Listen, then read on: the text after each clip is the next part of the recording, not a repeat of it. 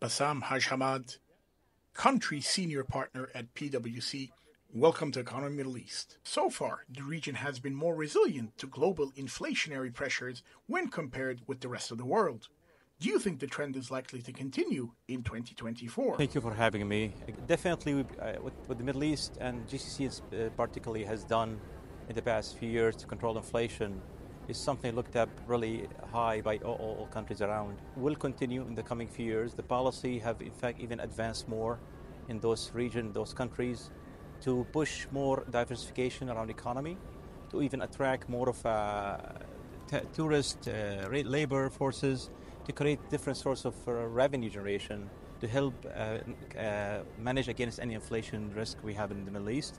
Oil price has been also going decently right for the past few years. That also helped minimize the impact of any inflation in this region. From a financial perspective, what does the next decade look like? In fact, if we look at this region, again, especially GCC, in the past 10 years and see where we are today versus like where we were 10 years ago, there is a lot of fundamental transformation happen across all those key nations in the region to push transformation, push their vision toward very ambitious goals and KPIs.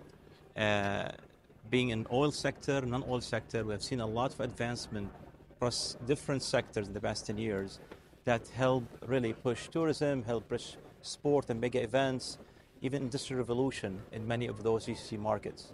Now, where we go from here? I think the next 10 years will be even more exciting for all of us to ride that journey. We see a lot of push around different key enablers and key sectors as well that drive diversification around growth. If we can maybe pick some of, for example, we talk about clean energy and sustainable energy.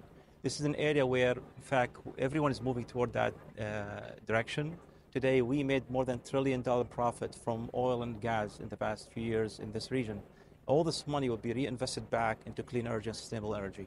So we see that same policy, same strategy adopted by all oil and gas countries in this region. Number two, tourism. Many of our countries here in the region have done a great job to attract tourists and even really attract residents into those countries, into these countries. We anticipate this even to be more moving in the right direction with more golden visas being adopted and issued and create even more quality of life concept in across the region to retain and retain a lot of talent in the region. We see a lot of push around logistics, around industrial revolution as well.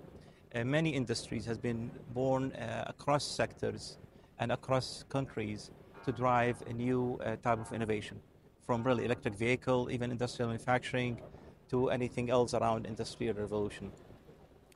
Last but not least, AI. I mean, there's a lot of talk in the World Economic Forum today about AI and digital transformation. We see, in fact, a lot of good competition, I would say, in the region around becoming an AI computing hub, create a lot of attraction around building the next power and next electronic power and computing power to serve different application, different consumer electronics. We see that a big evolution for us coming the next also 10 years. But honestly, it's a good race to be in because all those countries now trying to be a lead across all those areas of growth. I think, in my opinion, the one who put a lot of effort, energy behind fixing those enablers, accelerating those enablers, will be kind of eventual winner into this race. Some of those enablers really, how can we continue to upskill our team and build a skill of the future to drive that knowledge and the know-how forward.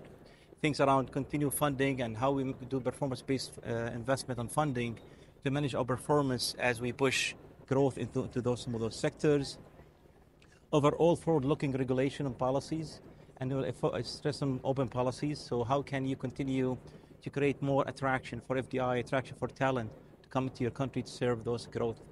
We at PwC work very closely across all governments in GCC on top national economic agenda items. And I can tell you everything, we call it 10X, from a service delivery approach to actually revenue growth ambition to even capability growth plans. We see this region moving in a 10X speed across all those enabler dimensions. I think we're very excited to be part of this region. We see a growth potential, huge potential forward, and very glad to be part of this partnership. What are some potential risks, geopolitical and financial, and how prepared is the region?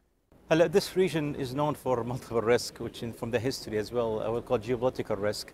And it's always been a risk for us. And I have to say the leadership of the nation in this region has been always so wise in managing this, managing against that. So we have been really creating more safe environment, quality of life in those countries to help, again, support, enable that growth. So again, geopolitical risk is one, but we don't anticipate, hopefully anything could happen there. Economical risk, it's a cycle where we see economical growth and we sometimes some pressure on the economy.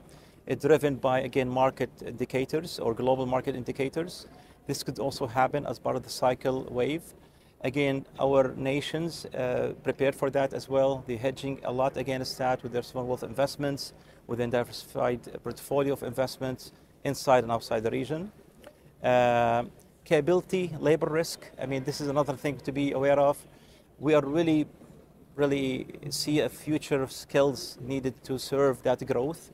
The way we continue to attract and build those skill set is required more than ever today to be able to keep up with that growth. So those are some of the risks come to mind, but I think, as I mentioned, our region is so prepared, working very closely across the governments in the Middle East to help be ready for that revolution. Thank you very much indeed for your insight. Thanks for having me.